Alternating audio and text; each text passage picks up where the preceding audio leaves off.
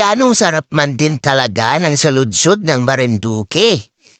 Ay nga nila ay malayo kita taya gumawa na laang kita ng pancake or hot cake sabi ko doon sa anak ko at doon sa apo ko. Ay nilagyan ko ng leche. Ay yung dalawa baya ay hindi nyo na makita ay tinamad ako dyan. Kaya small, medium, large yung nasa ibabaw kaya hindi nyo na nakita. Ay nga pala yung apo ko. Ay tingin naman, nang bilis kumain, ay sinulo na yung tatlo. Ay hindi pala apo ko. Ay anak ko pala kasi, para kasing edad ko na rin anak ko. Ay ko hindi ko apo Ay tingin naman nang sarap kumain, sabi ko, dahan-dahan na yung pagkain mo't babaya ay matig-akan ka, ay mamaya mabulunan ka.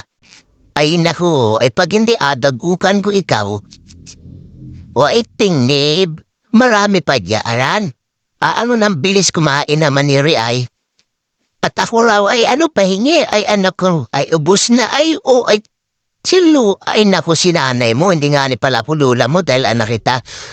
Ay iba-iba naman ang ko. Ba yan? Iba-iba na yung aking sa buhay ko.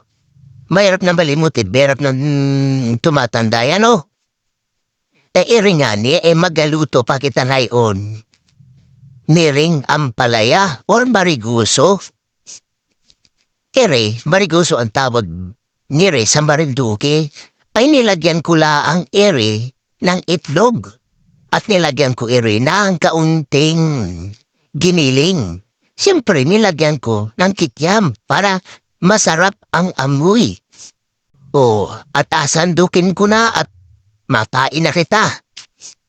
Ay apo, tawagan raw naman yung tatay mo at matain na kita. Busog pa raw po siya, Lola. Ay sabi Mamaya busog na pa raw raw. po siya kakain. Mauna na raw po tayo, inubos Lola. baga naman yung hotcake na ginawa ko. Ay hindi ako tinirhan. Ay mabalik kita din sa niluto ko Ay masarap maganda yung health benefits nito. Lalo na sa ating mga matatanda. Sabi nga ng DOH, kailangan daw yung 3/4 ng plato ay yung ulam mo. Siyempre gulay yun, hindi yun yung mga lechon. Ay, matitibok tayo ron. At yung the rest ng plato ay naman yung kanin mo. Kaya, talagang kailangan natin. Ang ulamin na lang natin ay gulay. Para naman tayo ay medyo tumagal ang buhay dito sa mundo. Sabi nga, minsan lang ang buhay. Kaya wag kumain ng isang buong litsyong baka at litsyong baboy. Wag na wag niyong mumukbangin yan. At siguradong ay makikita niyo kaagad si San Pedro. Ay, magadalig muna ako ng halaman ko mga apo ko.